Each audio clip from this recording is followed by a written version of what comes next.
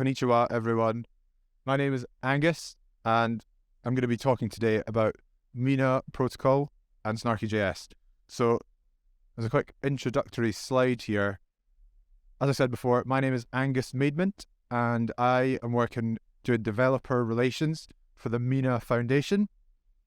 I live in Edinburgh, in Scotland, and my Twitter is @blockchainbeard, so you can follow me on there. I also have a poll going for all participants of ETH Tokyo. It's about how you add people when you're kind of exchanging Telegram information. So I'd be really grateful if everyone votes in that poll. I've put a prediction for what I think their outcome will be as a SHA-256 hash, and I'll reveal it when the poll closes at the end of the day on Sunday. So there's a funny picture of me as well, blending into the background of the sign in my Mina hoodie. I've actually got the trackies on today, but no hoodie because it's too hot.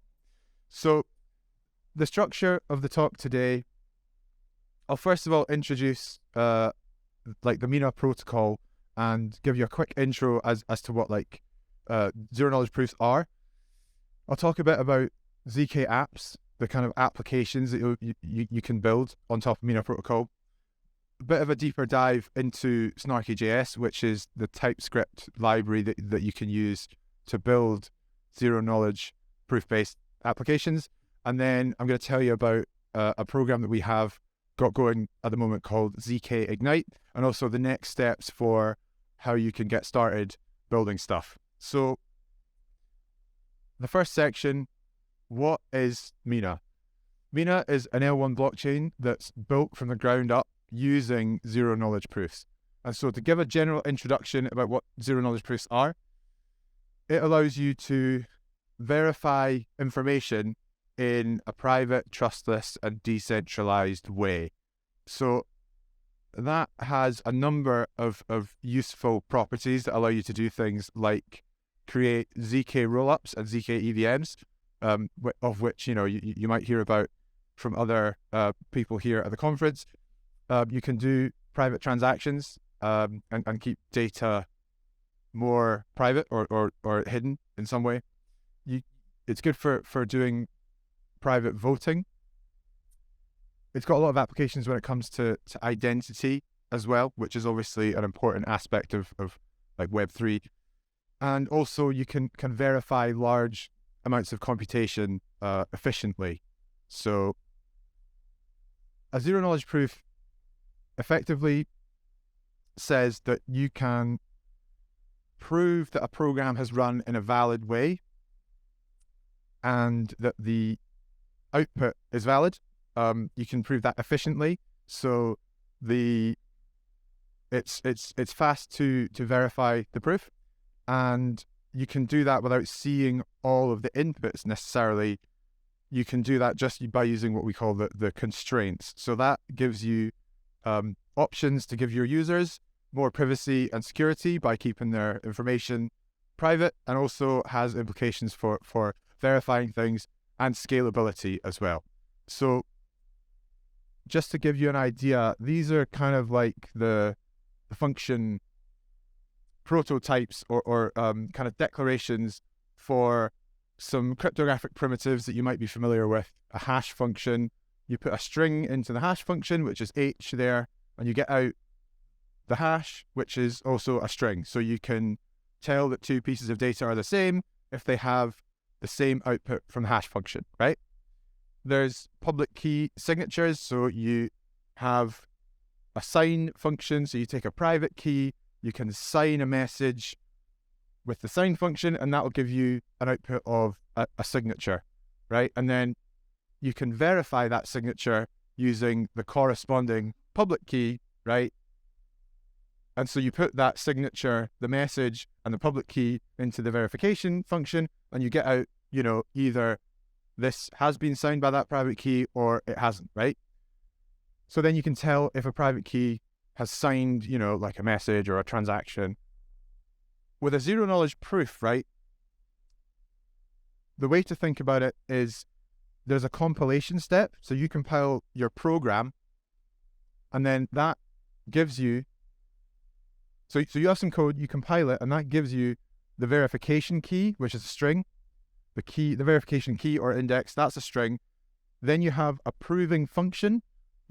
So you have the program, you run the program with some inputs, right? You use the proving function to then generate the proof. The proof is a string as well, right? And so then, when you did the compilation step, you get the verification key, you use the proving function to create the proof, then you can verify. You take the proof, you take the public inputs, but not the private inputs, and you use the verification key that you created at compilation time. You run the verification function, and that gives you the Boolean. The proof is valid or it's not. So now what we're doing is you can verify computation, not just that something has been signed, but you can verify that a program is run correctly, and you can keep some of the inputs private or hidden. So you only need some of these inputs, the public inputs. So that kind of gives you an idea of how it's different to these other, the zero knowledge proofs are different to other cryptographic primitives. And I'm going to talk a little bit now about Mina Protocol, which is, as I said earlier, a layer 1 blockchain that is built entirely using zero knowledge proofs. Now, as I said before, zero knowledge proofs you can verify efficiently. And so Mina is a succinct blockchain. It's been built using zero knowledge proofs so that it's very efficient to verify the state of the blockchain. So that means that you can verify the state and run like a light node on a variety of different hardware, including a mobile phone. So that's what that diagram on the left is saying. It works using recursive ZK snarks, so recursive like proofs to kind of link the states of the blockchain together and to move it on. And that's what this diagram in the middle is signifying. And so that's what keeps it lightweight as well, the fact that these proofs can be recursive. You can prove the last proof. You can kind of chain them together and the proof stays the same size. It's a constant size and it's fast to verify. And also it's interoperable in the sense that because you have this lightweight proof that you can quickly verify, you can use Mina as a kind of ZK layer and then take the state of Mina and kind of verify it in other environments, including, for example, Ethereum, to have it function as a kind of ZK layer for other blockchains or environments. So this isn't just stuff that we're kind of postulating on. There's actually a grant being given jointly by the Mina Foundation and the Ethereum Foundation to this other foundation called the NIL Foundation, and they're building in EVM Mina state verification. So in the future, when this is ready to go, you'll be able to verify the Mina state in an EVM smart contract, which is pretty cool because then you can do whatever you want on Mina, verify it in EVM, and then, you know, do stuff on the EVM chain. I'll take questions at the end, but thank you, Jonathan. We also have the Open Mina web nodes. So basically you can run this node in a web browser. So when I was referring earlier to that diagram where it says you can run a node on your phone, you can actually spin up a Mina network node in the web browser, right? So you could, in theory, submit transactions directly through the web browser without having to go to like a third-party RPC provider. So coming on to like what you can do with Mina at the hackathon, right, is you can build apps on top of Mina that use zero knowledge proofs. We call them ZK apps. And so just to introduce the concept, to think about the concept of ZK apps, Ethereum uses on-chain computation. So you write your code in Solidity, and then you put the actual code onto the blockchain, and then all the nodes in the blockchain network, when you say you want to run a function in your smart contract, they all run the code that they have on the blockchain. And so it's verified by the fact that everyone does the computation, right? And gets the same result. All the nodes on the network. On Mina, the ZK apps use off-chain computation with on-chain verification, right? So you do a bunch of compute off-chain, and then you generate this proof that I was talking about earlier, and then that gets verified by the network, So this has a number of advantages. One, you can keep things, you can give your users more privacy by keeping inputs to the function private. There's no gas fees in Mina, so you don't pay for computation, you just pay for the block space. You do all the computation you want, you generate a proof, and then you put that proof in a transaction. All you pay is the transaction fee. There's composability using SnarkyJS, our TypeScript library, so you can kind of program your own ZK apps to fit your use case. And there's scalability through rolling things up with this recursion that I'm talking about. So the fact that you can use proofs to generate further proofs means that you can kind of roll things up and collapse them all down into single proofs that kind of verify everything that you've done. And also the interoperability thing through the blockchain being lightweight and quick to verify the state of. So to explain that in slightly more depth, just the process of it, just to kind of help you get a mental model of what's going on. When you do the compilation step that I was talking about, you write some code that's going to be your ZK app, and then you compile the code, and that produces the verification key. And so then you'd send a transaction to the Mina network that creates a ZK app account, so an account for your ZK app, and that verification key is stored in that ZK app account, right? So now you have a ZK app that is associated with this verification key. That's on the network, right? Now, on the left-hand side of this diagram, this is your ZK app. So you serve the ZK app to a user in a web browser, for example, right? They run the ZK app with some data inputs that they put in to the web browser. When they run the app, that's the program bit that we got out of the compilation thing that I was describing earlier. So they run the program and it generates the zero knowledge proof. So they generate the proof and they include that zero knowledge proof in a transaction. The transaction gets sent to the Mina network, and the Mina network uses the verification key that you sent when you deployed the ZK app, right? And then it uses the verification key with that verification function with your proof, and that then says whether this proof that you've generated is valid or invalid. If it's invalid, then the transaction is denied, doesn't go through. So that's kind of roughly how the verification happens. When you deploy, you put the verification key on the network, and then the network nodes basically check your proof against that key when you use the ZK app and create the proof. So ZK apps are composed of methods, right? And methods you can think of as like functions in other smart contracts. So there's this diagram on the right. Basically, you have inputs and outputs to these methods, right? You can have arguments that go into the method. You can have, there's a very small amount of like on-chain state that you can manipulate. And it says here some values from the state of the world. So that's, you know, another database that you have on your website or some other thing that you can kind of control or change.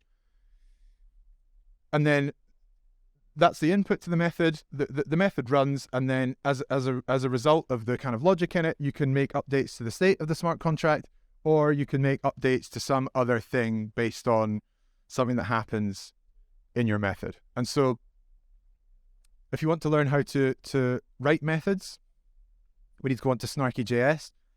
SnarkyJS is the TypeScript library that you can use to define, create, and verify zero-knowledge proofs. So it's giving you as a developer the flexibility to build applications that use zero-knowledge proofs without having to be a cryptographer or kind of a highly capable functional programmer who can understand DSLs in OCaml. I mean, if you are into that sort of thing, you should definitely still come and talk to us because, you know, it's all kind of under the hood, but SnarkyJS is basically giving you the TypeScript interface that a lot of developers are more used to. So here's some logos that you might recognize. So we have basically familiar tooling that you'll be used to. We've got good IntelliSense support in Visual Studio, which makes it the developer journey a bit easier. And you can write all your tests in JavaScript using Jest. So this is 5 steps to show you how easy it is to get started. The first one is to install the zkapp CLI tool, which is, it's a CLI tool that kind of helps you with building, as in, compiling, configuring, and deploying your ZK apps. Then it's one simple command, zk project, creates you a new project directory, and it actually has a demo kind of smart contract in there already. The 4th step is to configure it with our kind of testnet information. There's also a step here where you need to go to the faucet. If the faucet's giving you any trouble, you can kind of come to the booth or message me or tweet at me, and I can give you some testnet Mina, because I've managed to secure a supply of it, especially for this weekend. And then all you do is zk deploy Berkeley, and then that's it. You've deployed your ZK app. So to program in SnarkyJS, you also need to understand that we use field elements. So these are elements of a finite field, which we use because that's how the cryptography works in SnarkyJS. It can store quite a large number, up to almost 256 bits. So it's a built-in type in SnarkyJS, and it has built-in methods as well. So down here, you can see an example where you declare a constant called sum, and then you make it out of 2 new fields, one of which is doing the .add method to another new field, which is 3. So that sum will end up being 4, but it'll be a field element, right? Which is what you need to use if you want to do things in SnarkyJS. There's also some other built-in types, including some crypto stuff. So you've got public and private keys and signatures.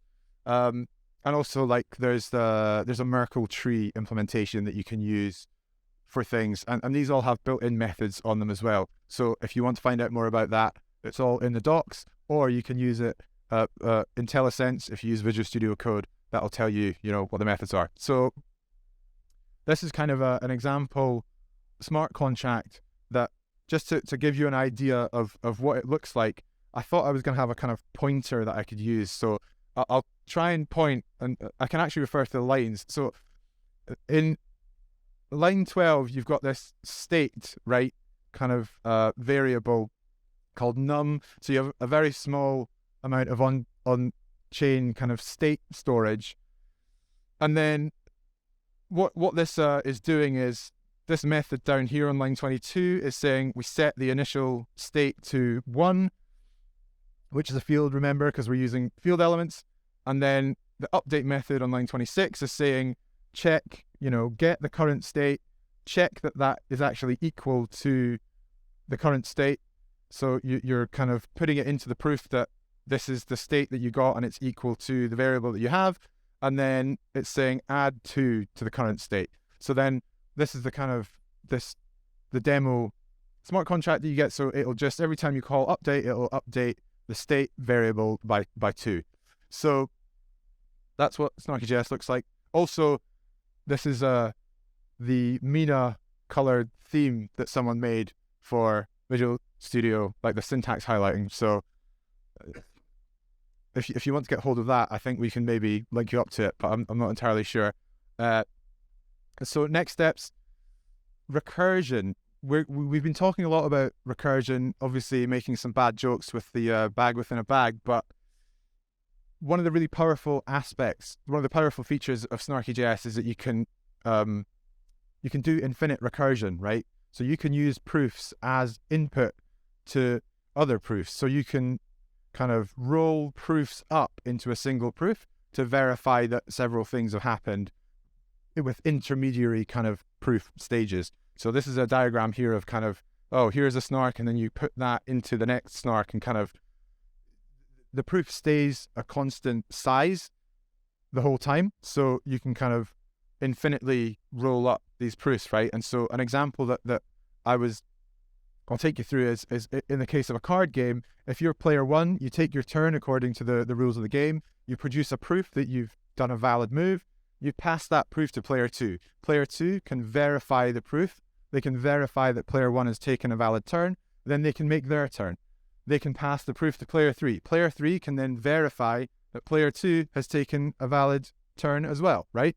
And so in that way, you can kind of go through as many hands of the game, as many rounds as you want, and then you can do it all off-chain. And then when you have the end proof, that's kind of the end state of the game, you can then put that onto the blockchain to show these 3 players have played 20 rounds of this game, okay? And so this is something that's quite interesting. A lot of the time when people talk about roll-ups, they're talking about batching transactions together, right? But now with Mina and SnarkyJS, you can start to think about rolling proofs up together, right? And that opens up quite a lot of different kind of ideas and use cases. So that's something, Recursion is something that is really quite exciting about SnarkyJS and will open up new different ideas. So here is the prize pool for ETH Tokyo Hackathon. First prize is $8,000, second $6,000, third prize $4,000, and there's a $2,000 pool for kind of runners-up who don't get the top 3 but still submit a project that's built with SnarkyJS. There's also this program called ZK Ignite, which I mentioned earlier. It's a sort of cohort-based grants program. So you submit a proposal, there's some voting, and if you get funded, you get funding for your project. And also you kind of go through the process with a bunch of other projects. So it's a kind of cohort like that. And you get hands-on support and kind of training and kind of community type things going on. And so there's a new cohort starting on the 24th of May. You can scan this QR code to get more information. And one more QR code. This is like the hackathon starter kit. It's got a link to the documentation and also a couple of other things. So please come and talk to us after this workshop as well, or at the booth, which is in there. I'm not going to try and describe where it is. We've got a big Mina sign behind our table though. And so that is the end of the presentation. Thank you very much for being here. We've got about 8 minutes left for questions. So I'll take this question down here first. So there's a verification key per app, per ZK app? Yes. That means there's a trusted setup per app, like a... That's a good question. Reference tree. There is not a trusted setup per app. And so it's because the proof system that we use, it's called Kimchi, and it uses something that's like bullet proofs that uses the inner product argument to avoid the need for trusted setups. Don't ask me to explain it more than that because I don't know all the math, but it's kind of the inner product argument way of it's kind of like something that has I don't want to call it a workaround either. I'm not sure the correct terminology, but basically there isn't a need for trusted setups because they use this inner product argument methodology. So this verification key, what is it? It's a string. It's an input to each proof of the app. So when we're talking about the network, the verification key, when you deploy your ZK app, the verification key gets stored on the network, and then the Mina network uses the verification key to verify the proofs. So that the verification key and the proof go into the verification function, and then out comes proof is valid, proof isn't in a Boolean.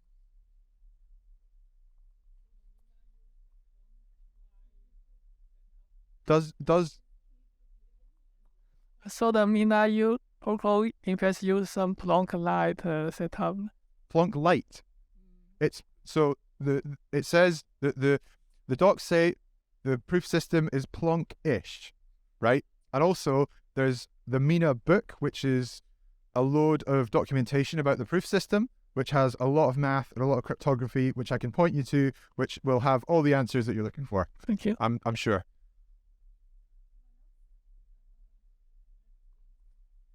So you mentioned when you deploy a ZK app, you store the verification key on chain, and there's also a very small amount of state that is on chain that is accessible to each of these ZK apps. Is that correct?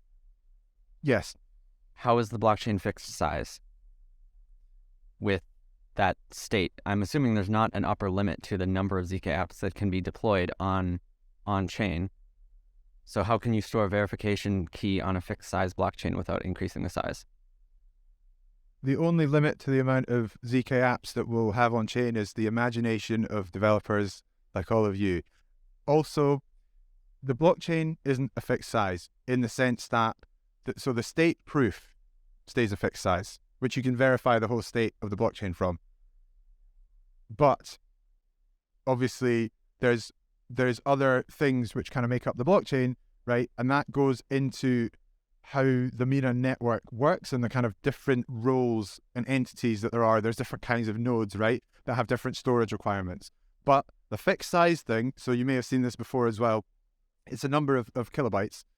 The fixed size thing is the size it takes to verify the state of one account, and that includes the kind of the overall state proof for the latest block in the Mina blockchain.